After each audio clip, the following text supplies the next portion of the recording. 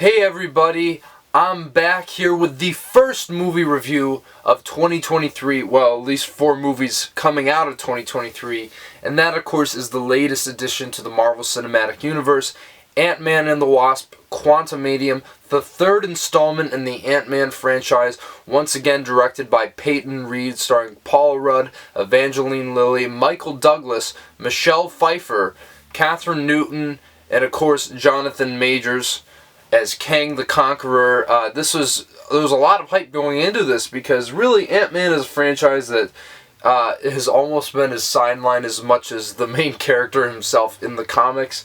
But I really like the first Ant-Man. I think it's quite underrated. It's a fun heist movie with some great action and some great character work. Not the best you're going to see in the Marvel Cinematic Universe, but one of the more standout entries, if you ask me, at least in the, I want to say, near the top of the bottom half or at the bottom of the top half. So somewhere right in the middle. But yeah, I thought Ant-Man and the Wasp was pretty good. I mean, I don't really care for it that much. It was a fun action movie. So I wasn't as excited, considering the track record of this series.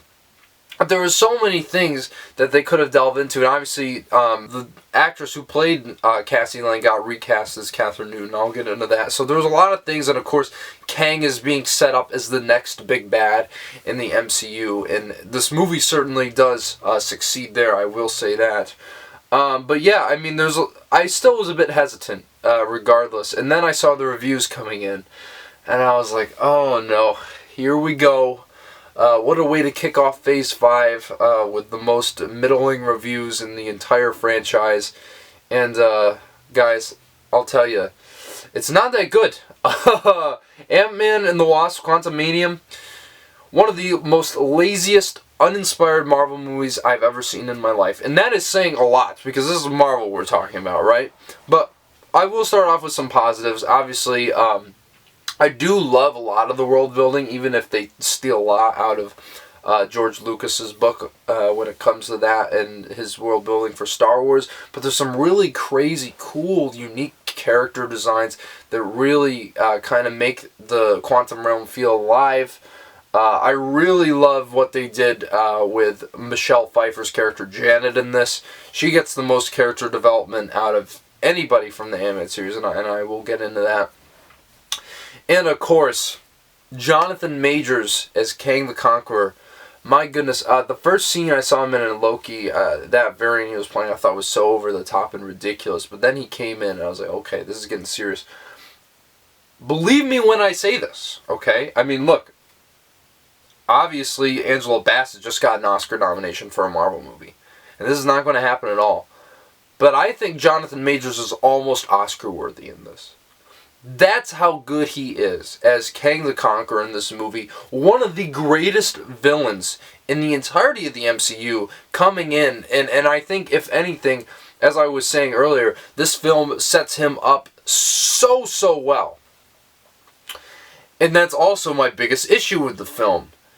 Is basically this is a Kang movie. And guess what? They don't care about any of the characters in the Ant-Man franchise. We're going to put a very bare-bones story in here, try to write some plot, but all they're really doing is just pushing the narrative of Kang forward and making him a force to be reckoned with in the MCU. I mean, Paul Rudd, yeah, he's great, he's charming, he's always a Scott Lang. He doesn't really have a whole lot of growth in this movie, besides, just where his story left off. And I just feel like most of this movie is them just wandering around, just trying to figure this out, and there isn't really any legitimate character depth. They tried doing some stuff between him and Catherine Newton as Cassie, and let's just talk about her. I think this is one of those perfect examples where a film didn't have to recast an actor, but they did for some reason. I'm not saying she's bad, but she's not great or anything even close to that. I really don't understand what Marvel was doing. I just think it's very unfair to that actress that they recast her. But, whatever. I mean, I don't know. Already you can see this film's not firing off on all cylinders. Bill Murray even shows up, and he's not good. This is Bill Murray we're talking about. Yeah, he's an asshole, but still, like, he's a great actor, and I felt like they just had him in there for a glorified cameo. That's it. We need Bill Murray in the MCU. Fine, we'll give him one scene. I don't really agree with that, and I'm just sad that it had to end up that way. But maybe they wanted to get him offset as soon as possible. I don't know. Who knows? But it's just one of those things where this movie, we're back to the jokes.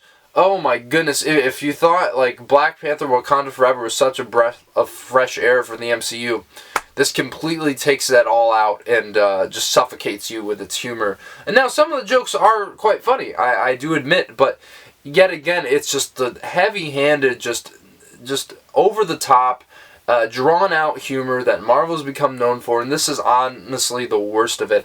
Some of the lines here are the worst lines in any Marvel movie. I swear to you, especially with one character who I'm not going to spoil, but they absolutely ruined one of the characters in this series, and it is one of the most atrocious things that Marvel's ever done. I'm not going to do a spoiler review on this because I don't care to, quite frankly, but it's one of those instances where it's like, just because you want to be accurate to the comics doesn't mean it translates well over to the big screen. Like, some things just need to stay where they are, how they were written, and I think that this film violates that in a major, major way.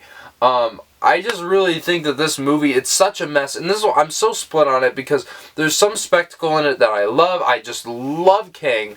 That whole storyline is so compelling to me.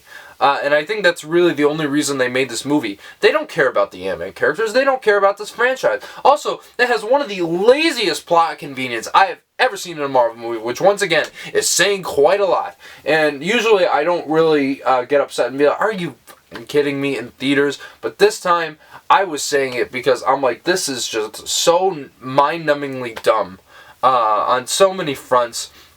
If you said this is the worst Marvel movie, I could kind of understand it. I mean, I think that there's a lot more in this than like Thor the Dark World, and it certainly isn't as bland as Captain Marvel was. That's really all the credit I can give it for, because this is not a good movie. It's not bad, really, but it's very middle of the road. And to start Phase 5 off with this, job well done, Marvel. You're shooting yourself in the foot once again. So, yeah, that's my thoughts on Ant-Man and the Wasp: Quantumania. I'm going to give it a 5.5 out of 10.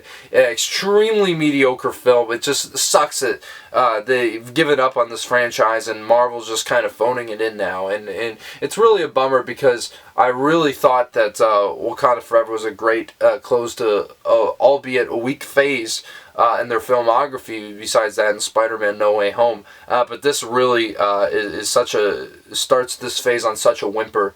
It's really just very, very upsetting. But Kang, obviously, is awesome, so I can't wait to see what they do with him and what the future holds for Jonathan Majors in the MCU. So yeah, guys, that's my thoughts on Ant-Man and the Wasp. What did you think about it? Let me know in the comments below. Do you think this is one of the worst Marvel movies, or do you think it's a bit underrated? Or do you agree with me 100%? I don't know. Let me know right down there. And of course, smash that like button, subscribe to the channel. Going to be more reviews coming this week. Like Triangle of Sadness, my last of the 2023 Best Picture nominees, so stay tuned for that. And of course, you gotta look out for the next episode in Nathaniel A. Hart & Company's Top 100 Films of All Time. We're moving on to numbers 90 through 81. It's been a great episode. You're not going to want to miss that. And yeah, guys, until then, I will see you in the next video.